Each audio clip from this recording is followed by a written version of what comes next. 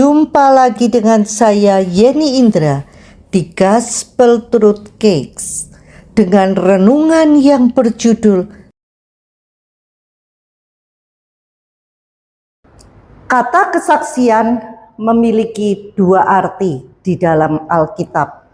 Yang pertama, memiliki kesaksian yang baik melalui perbuatan dengan reputasi yang menunjuk kepada Kristus.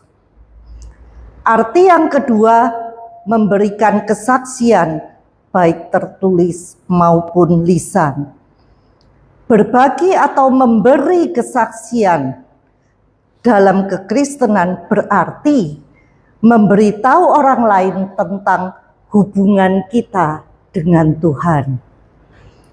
There is nothing more powerful than a miracle testimony. Tidak ada yang lebih dahsyat melebihi kesaksian tentang mujizat. Tuhan memberikan kepada kita kuasa untuk mengabarkan Injil. Ada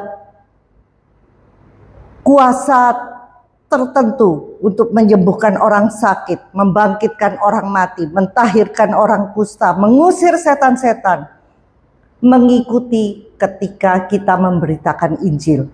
Sehingga orang yang mendengar akan tahu, ini pasti Tuhan.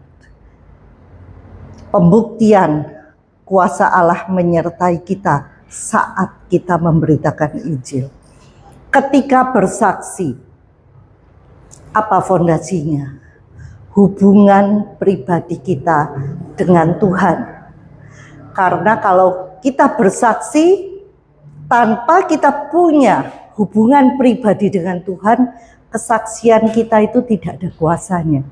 Tidak ada yang menjamah hati baik orang yang mendengar ataupun membaca tulisan kita.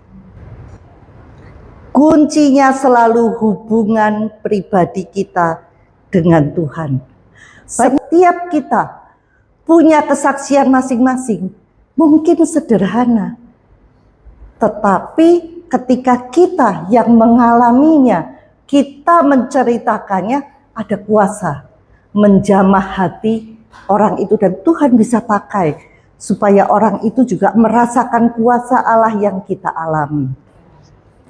Karena itu jangan pernah takut untuk bersaksi. Seperti slogannya Nike, just do it. Lakukan saja. Nah, sekarang kita akan belajar bagaimana caranya kita bersaksi. Karena begitu banyak teman-teman yang punya kesaksian spektakuler. Sembuh dari kanker, sembuh dari leukemia, sembuh dari penyakit yang menurut dunia nyaris tidak mungkin disembuhkan, dia sembuh. Tapi ketika cerita dia cuman, iya aku sembuh kok dari kanker. Sudah. Orang kan nggak tahu bagaimana caranya.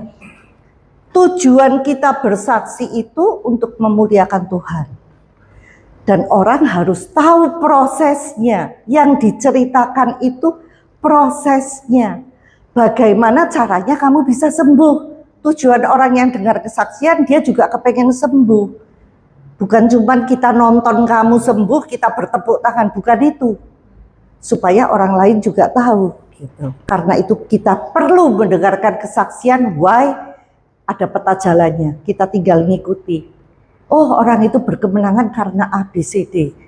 Yang diikuti prinsip firman Tuhannya, bukan segala sesuatu yang dilakukan orang itu. Karena Tuhan nanti akan menuntun kita dengan cara yang berbeda.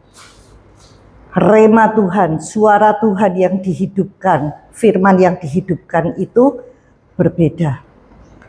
Kesaksian itu lebih dahsyat daripada khotbah, sadar gak?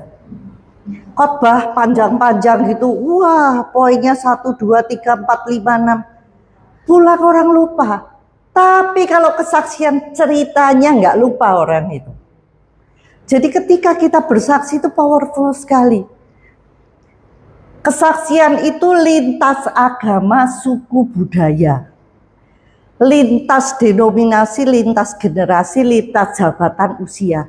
Pokoknya kalau orang sudah sakit, diberikan kesaksian bagaimana kita sembuh, udah gak pakai nolak. Semua orang gak kepengen mati, didoakan juga pasti mau, karena itu powerful sekali kesaksian itu. Kita apalagi kalau kita bisa ketika bersaksi kita menjelaskan prinsip-prinsip yang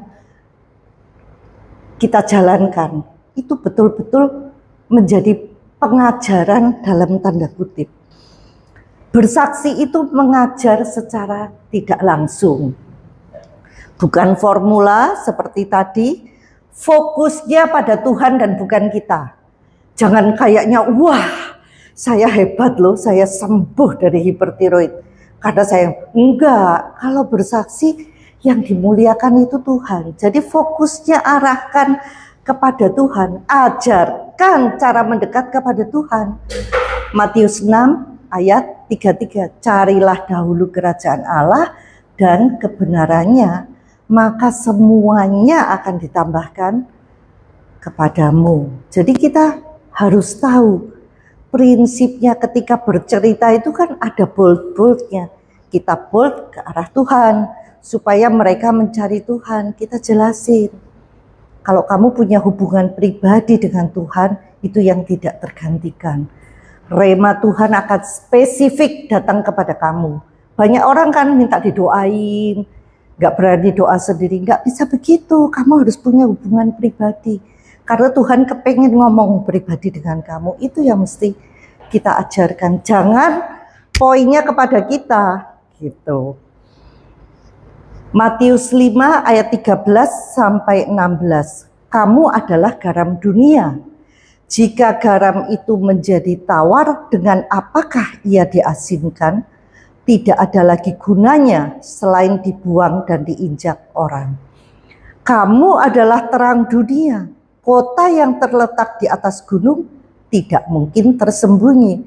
Lagi pula orang tidak menyalakan pelita lalu meletakkannya di bawah gantang, melainkan di atas kaki dian, sehingga menerangi semua orang di dalam rumah itu.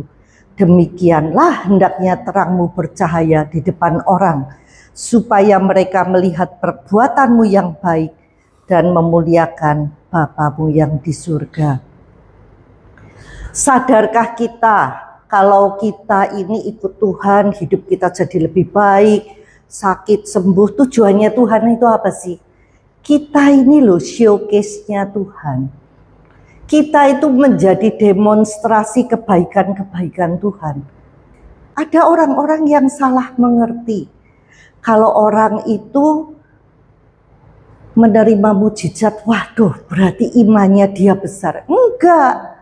Mujizat itu justru Tuhan terpaksa melanggar hukum alam demi menolong kita. Yang dimaui Tuhan supaya kita hidup dalam berkat.